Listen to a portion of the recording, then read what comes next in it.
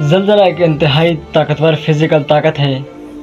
آج سے کوئی 1400 سال پہلے جاپان میں جب توہوکو زلزلہ آیا تھا تو اس نے پورے جاپان کو 2.5 میٹر مشرق کی طرف سرکا دیا تھا۔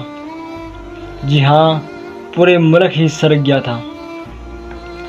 لیکن بعض اوقات لگتا ہے کہ زلزلہ صرف فزیکل طاقت نہیں بلکہ اس سے بھی بڑھ کر ہے۔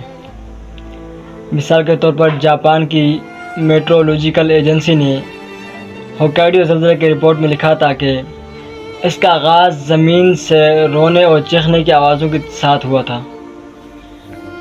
عینی شاہدین نے بتایا کہ وہ آوازیں ایسی تھیں جیسے غاروں کے اندر کوئی رو رہا ہو۔ سائنسدان کہتے ہیں کہ یہ آوازیں ایکوسٹک انومائلیز سیسمسک یعنی جب زمین کے اندر موجود پہاڑ جیسی چٹانیں ایک دوسرے پر ناقابل تصور دباؤ ڈالتی ہیں تو ان سے یہ آوازیں نکلتی ہیں۔ مگر آج تک یہ صرف ایک اندازہ ہے، اصل وجہ اب تک معلوم نہیں ہو سکی۔ یہ صرف آوازوں کی بات نہیں بلکہ 1935 میں کوئٹہ کے خوفناک زلزلے سے پہلے جس میں 30,000 سے زیادہ لوگ جاں بحق ہوئے تھے، بچ جانے والوں نے بتایا کہ انہوں نے اپنے گھروں کے باہر سایہ نما عجیب سی مخلوقات بھاگتی ہوئی دیکھی تھی۔ یہ واقعہ تاریخ میں ریکارڈ ہے اور لندن کے آرکائیوز میں موجود ہے۔ برٹش آرمی آفیسر کی رپورٹ میں اس میں بھی درج ذیل ہے۔ جب لوگوں نے ان مخلوقات کو دیکھا تو زور زور سے قرآن کی آیات پڑھنے لگی، جس کے بعد وہ چیز غائب ہو گئی۔ مگر اسی رات ایک شدید زلزلہ آیا اور بڑی تباہی پھیلی۔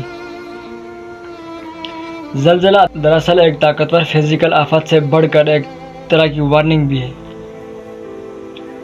جو شاید دنیا کے مختلف ڈائمینشنز کو ایک دوسرے کے سامنے لے آتا ہے۔ یاد رکھیے گا، قیامت کا آغاز بھی ایک زلزلے سے ہونا ہے، جس کے بعد کچھ بھی چھپا نہیں رہے گا۔ حضرت عبداللہ بن حولہ رضی اللہ تعالیٰ عنہ کہتے ہیں کہ ایک مرتبہ رسول اللہ صلی اللہ علیہ وسلم نے میرے سر پر ہاتھ رکھا اور فرمایا، ابن حولہ، جب تم دیکھو کہ خلافت اس پاک سے زمین سے جا چکی ہے تو سمجھ لینا کہ زلزلہ، مصیبتیں اور بڑے بڑے واقعات عنقریب ہونے والے ہیں، اور اس وقت قیامت اتنی قریب ہوگی جتنے یہ ہاتھ تمہارے سر پر ہے۔ اللہ تعالیٰ ہم سب کو بچائے۔